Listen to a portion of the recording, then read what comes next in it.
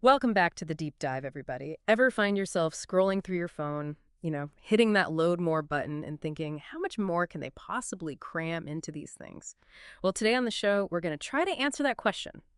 We're going beyond silicon, beyond the chips, to uncover the future of computing. Yeah, and it's a future that's being shaped right now in labs all across the world.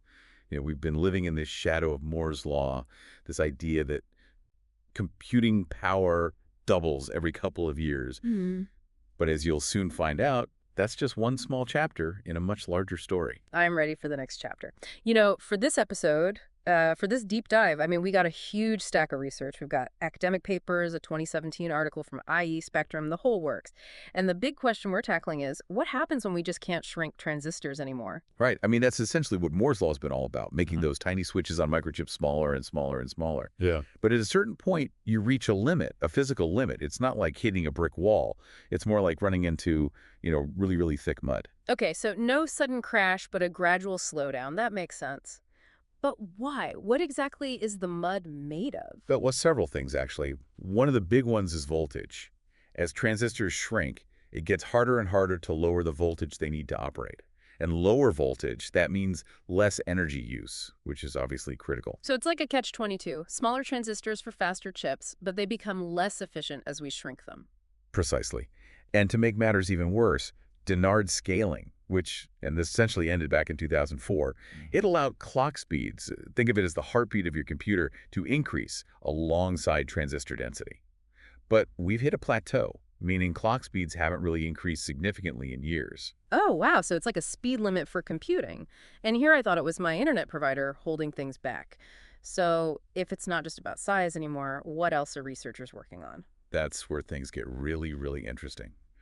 One major bottleneck that's emerging is memory. We are generating and processing more data now than ever before, social media, AI, the works, and while processors are getting faster, the memory technologies are having a harder time keeping up. You mean like RAM? I know there are different types of RAM. What makes them so difficult to, improve upon? Well, it's not just one thing. Current memory technologies like your SRAM, DRAM, and Flash each have their own set of limitations. They were designed for a very different era of computing. Take SRAM, for example. It's fast, really fast, but it consumes a ton of power, and it doesn't store data very densely, which is not ideal as devices get smaller and smaller. Then you've got DRAM. This is kind of the workhorse of memory. Relatively inexpensive and pretty dense, but it's slower than SRAM. Okay, so each one has its pluses and minuses, but none of them are perfect for this data-heavy future we're heading toward. That's exactly it. So researchers are looking beyond these traditional options. They're exploring different materials, different physics even, to create entirely new types of memory. Whoa, okay. Tell me more about these, memory alternatives. So imagine memory based on magnetism, like STT-MRAM. It stands for Spin Transfer Torque Magnetic RAM. It's incredibly fast, ideal for things where you need to access data quickly. The downside is it uses a bit of energy, particularly when you're writing data. Then there's PCM, or phase change memory. It's a bit slower than STT-MRAM, but it has a really good balance of speed, endurance, and how much data it can store. So it's like the reliable friend you can always count on. What about that other one you mentioned, the one with the really complicated name? That would be RRAM, or resistive RAM. This one's got incredible storage density, and it uses very little energy when writing data. That makes it perfect for storing huge amounts of information in a tiny space. Now we're talking. The idea of storing entire libraries on something like the size of a postage stamp is just mind-blowing. But it seems like all of these new memory types, they're not just about shrinking things, are they? It's like they're fundamentally different ways of approaching the problem. Absolutely. It's about going beyond the transistor as we know it. Researchers are exploring some really groundbreaking stuff. One concept is all-spin logic, where the logic gates, so the building blocks of computers, aren't based on the flow of electrons like in traditional electronics, but on the manipulation of magnetic spins. So instead of electrical currents, it's like we're replacing them with these tiny controllable magnets, all flipping back and forth. Is that even possible? It's not just possible, it's potentially revolutionary. Because these magnetic interactions, they can be far faster and more energy efficient than the current methods, it could lead to a paradigm shift in terms of computing power. Imagine AI that's thousands of times faster, or simulations that can run in a fraction of the time it takes now. That's incredible. And this is all stuff that's happening right now in labs as we speak. Oh, absolutely. This isn't science fiction. And it goes even deeper. Remember when we were talking about the limitations of shrinking transistors because of voltage? Well, researchers are looking into something called voltage-controlled magnetism. So using electric fields instead of currents to actually control these magnetic properties, Oh. potentially bypassing that voltage issue altogether. It's like finding a shortcut through the mud. So much for limitations. What else is cooking in these labs? You know how you mentioned graphene earlier? Those incredibly thin materials? Well, they're not just for tennis rackets anymore. Right, graphene, it's like a one atom thick sheet of carbon atoms, super strong, super conductive. Exactly. Scientists are looking into using graphene, carbon nanotubes, and other 2D materials as the building blocks for transistors of the future. Because they're so incredibly thin, they're perfect for miniaturization. Plus, they have all these unique electrical properties that could lead to some pretty massive performance gains. So not just smaller, but fundamentally different. I'm picturing it like switching from building with bricks to building with like nanometer-sized Legos, each with its own special ability. That's a great analogy. And speaking of building, let's talk about 3D integration. This is where things get really interesting in terms of design. 3D integration. But doesn't 3D already apply to, well, everything? What makes this different? Yeah, that's a common misconception. You see, right now, most of our chips are essentially flat, like a city sprawling outward, right? Mm. 3D integration is about going vertical, building up instead of out. So imagine processors, memory, everything all stacked on top of each other, interconnected with this dense network of tiny wires. Like a high-tech layer cake. So instead of spreading things out and dealing with the like commute time between components, we just stack them up for faster communication. Exactly. And the really amazing part is that 3D integration isn't just some futuristic concept. It's already happening. Multi-layered flash memory with up to, get this, 48 layers is already in production. 48 layers, that's wild. But cramming all those different materials together, I mean, that can't be easy. Oh, it's incredibly complex. Right. It requires these low-temperature manufacturing processes to integrate everything without, causing damage. But the potential is huge. Just imagine a future where processors have different types of memory, like literally stacked right on top. So instead of relying on one type of memory, you could have a mix of like the high-speed SRAM, the super dense RM, and everything in between all working together. Precisely. And this level of integration could even lead us to rethink the very way we design computers. Remember, we touched on the von Neumann architecture earlier? Vaguely. Remind me. Right, so that's the basic architecture that, like, pretty much every computer uses today. And it's been incredibly successful, but it does have its limitations, especially as we're dealing with more and more data. It involves constantly shuffling data back and forth between the processor and memory, and that creates a bottleneck. So it's like having a brilliant chef, but they're stuck in a kitchen where they have to constantly run back and forth to the pantry for ingredients. Exactly. And that's where these concepts of logic and memory and logic come in.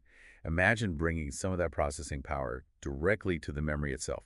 No more constant back and forth, which reduces latency and makes everything much more efficient. So instead of just storing ingredients in the pantry, we're putting a mini kitchen in there too. You got it. Yeah. And then memory and logic kind of flips that around. It's about integrating small amounts of very fast memory directly into the processor itself, like giving the chef a little spice rack right there next to the stove for those ingredients they use all the time.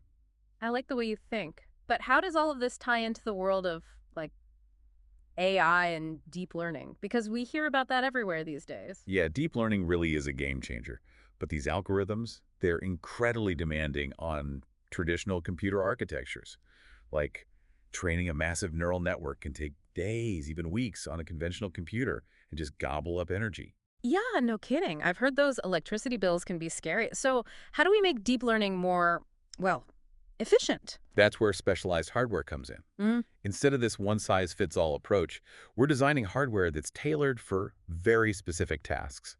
It's like assembling a team of expert cooks, each specializing in a particular cuisine, instead of relying on one chef to do everything. I love that analogy. So what are these specialized chefs in the computing world? Well, you probably already know one. GPUs, graphics processing units. You mean the things that make our video games look amazing? What do those have to do with deep learning? Well, it turns out that the same kind of parallel processing power that's needed to render complex graphics in real time is also incredibly useful for the kind of calculations that deep learning algorithms require. GPUs can perform massive numbers of calculations simultaneously, making them much faster than traditional CPUs for these tasks. So it's like having a team of chefs who are just masters at, like, chopping vegetables really fast, which is essential for certain dishes. You got it. And GPUs are really just the beginning. We're also seeing the emergence of dedicated processors specifically designed for deep learning, like Google's Tensor Processing Unit, or TPU. TPUs, huh? Those sound serious. They are. TPUs are even more specialized than GPUs. They're optimized for the very specific mathematical operations used in deep learning. So they're designed to really accelerate the training and execution of neural networks, pushing the boundaries of what's possible with AI. Okay, so we've got all these new memory technologies, new materials, new architectures, and now specialized processors. It seems like the end of Moore's law isn't really the end of progress. If anything, it's like the beginning of a whole new era of innovation. Exactly. Moore's law might be slowing down, but innovation in computing is absolutely accelerating. It's like we're shifting from, driving on this one-lane highway to suddenly being in this vast, uncharted territory with multiple paths forward. An off-road adventure. And Mhm. what does that mean for the future of, well, everything? That's the big question, isn't it? These advancements in computing, they're not happening in a vacuum. They're intertwined with all these breakthroughs happening in other fields, creating this ripple effect that will transform entire industries, even the way we live. Okay, I am ready for some mind-blowing ripple effects. Mhm. Give me the big picture. Well, for starters, let's talk about medicine. So, picking up where we left off on the deep dive, we were talking about smart homes, self-driving cars, even fusion power, all thanks to, the evolution of computing. It's a lot to process. It really is, and we've really just scratched the surface here. These advancements, their impact will touch every single part of our lives, from how we work and play to, like, the way we understand the universe itself. It is super exciting, but also a little overwhelming. Before we go too far into the future, though, let's bring it back down to earth for a second. Last time we were talking, you mentioned these advancements also have some big societal implications. What did you mean by that? Yeah, as we sort of enter this new era of computing, it's really important that we consider the potential impact on, society as a whole. For example, as automation gets more and more sophisticated, it's pretty much unavoidable that some jobs are going to be displaced. Right, that's the big worry, isn't it? Robots taking over, leaving nothing for us humans to do. It's a valid concern, for sure, and something we need to be proactive about. But it's not necessarily going to be like a dystopian future. As certain jobs become automated, new opportunities are going to pop up in things like, software development, data analysis, AI engineering, stuff like that. So we're not just talking about retraining people for the jobs of tomorrow, but like educating them for jobs that don't even exist yet. Absolutely. We need to encourage this kind of like culture of lifelong learning, Hmm. where people are always equipped with the skills and knowledge they need to adapt to a job market that changes constantly, Hmm. But it's bigger than just jobs. Hmm. We also need to look at how these technologies could actually worsen inequality, make the gaps bigger. What do you mean? How could these advancements lead to more inequality? Well, just imagine a world where to get good health care, education, even just basic services, you're relying more and more on technology. The people who can afford the latest and greatest, all those gadgets and services, Hmm. they're going to have a huge advantage. The ones who can't, they might get left behind.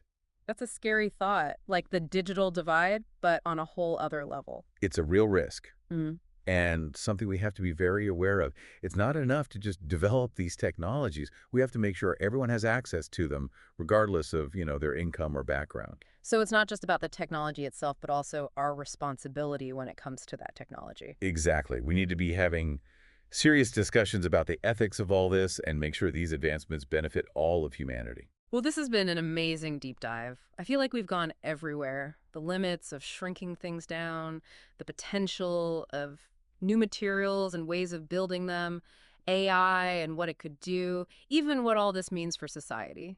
It's clear the future of computing is full of potential, but also some things to watch out for. It really is. And this future, it's something we're all creating together, whether we realize it or not. The decisions we make right now, they're going to decide what kind of world gets left to the next generation. That is a powerful thing to think about. So what can we do? Like each of us, how can we make sure this future is a good one? The biggest thing is stay informed. The more you know about these technologies, the more you can be a part of the conversation and make sure they're developed and used responsibly. And that's where the deep dive comes in. We're here to help everyone navigate this stuff because it is complicated and changing so fast. That's right. Don't be afraid to ask those questions, to think for yourself, to really consider what impacts this will all have. The future isn't set in stone. It's a story we're all writing together, and every single person has a role to play in that. That's a great note to end on. Thank you so much for joining us for this deep dive into the future of computing. And to everyone listening, remember, the future isn't just something that happens to us, we create it. Until next time, stay curious.